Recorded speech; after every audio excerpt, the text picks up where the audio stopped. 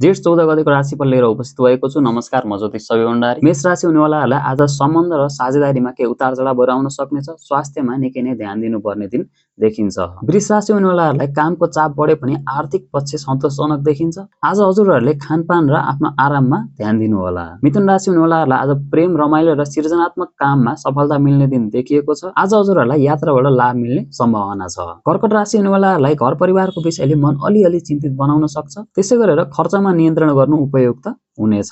सिंह राशि हुनेवालाहरूलाई आजको दिन नयाँ सम्बन्ध वा छोटो यात्राको योग बनेको छ। सम्बन्धमा मिठास आउनेछ, तर बोलीमा संयमता राख्नु राम्रो हुनेछ। त्यसै गरेर कन्या राशि हुनेवालाहरूलाई आजको दिन आर्थिक रूपमा नयाँ अवसरहरू आउन सक्ने देखिएको छ, तर खर्च पनि बढ्न सक्छ। स्वास्थ्य सामान्य रहनेछ। तुला राशि हुनेवालाहरूलाई आत्मविश्वास र आकर्षण बढ्ने दिन देखिएको छ। प्रेममा सफलता मिल्ने, त्यसै गरेर सामाजिक रूपमा मान सम्मान पनि बढ्ने देखिएको छ। वृश्चिक राशि हुनेवालाहरूलाई आज मानसिक बेचैनी बढ्ने देखिएको छ। पुराना कुराहरूले मन चञ्चल बनाउनेछ। आज हजुरहरूलाई आराम र ध्यान निकै नै आवश्यक रहनेछ।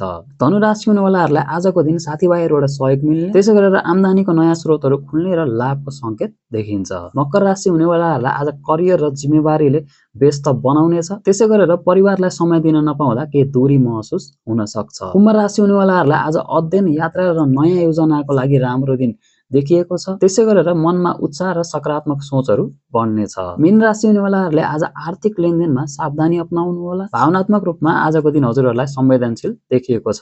केही जिज्ञासा छ भने कमेन्ट सेक्सनमा लेख्न नबिर्सिनु होला। त्यसै गरेर हजुरहरू कुन राशिको हुनुहुन्छ आफ्नो राशि कमेन्ट सेक्सनमा लेख्नु होला। हजुरहरूको आजको दिन शुभ रहोस्। जय श्री राम, जय श्री कृष्ण।